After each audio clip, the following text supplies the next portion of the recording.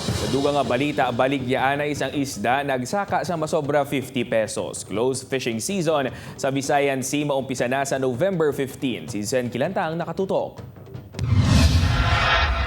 Ginkatingala ni Manong Richel ang pagtimbuok sang presyo sang isda sa merkado. Agud para makakinot, wala na lang nagbakal sang kinilo nga isda.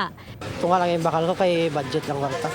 Talalupang doon nga nagsaka sa masobra 50 pesos ang presyo sang isda. Suno sa Mamanog Baligya, halos tanan nga banyera sang isda sa Iloilo Fishport Complex nagmahal. Person pistami na tayo, di gamay, gid man ang area sa fishing port sang isda. Di nagsaka, giman sa agsubong, di mamuni nga malain, chimpo, may tendency, pagid na nga magmahal, pagid ang isda.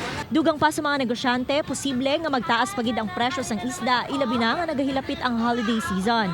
Samtang nagpagwa sang advisory ang Bureau of Fisheries and Aquatic Resources o kon BFAR 6 nga umpisa November 15, ipatuman ang closed fishing season sa Visayan Sea agud makamuad ang mga isda kapareho sang tuloy, bulaw kag gumaa. Sakop sini amo ang Northern Iloilo, Barotac Nuevo pakadto sa Carles, Northern Negros kag Northern Cebu kag porsyon sang Capiz. This is the close season because ang ginatawag natin nga ang sardines, herring, ang mackerels amo na tatlo man ka-importante na species sa Visayan Sea which we would like to manage. So ang time sang November 15 to February 15, amo ni siya ang time nila ga-spawn, amo ni time nila ga-produce ang young ones. Sa paggamay sang supply, posible nga magtimbuok ang presyo sang isda. Masaka ang mga isda na. Na pinpadaan, way pangwaon.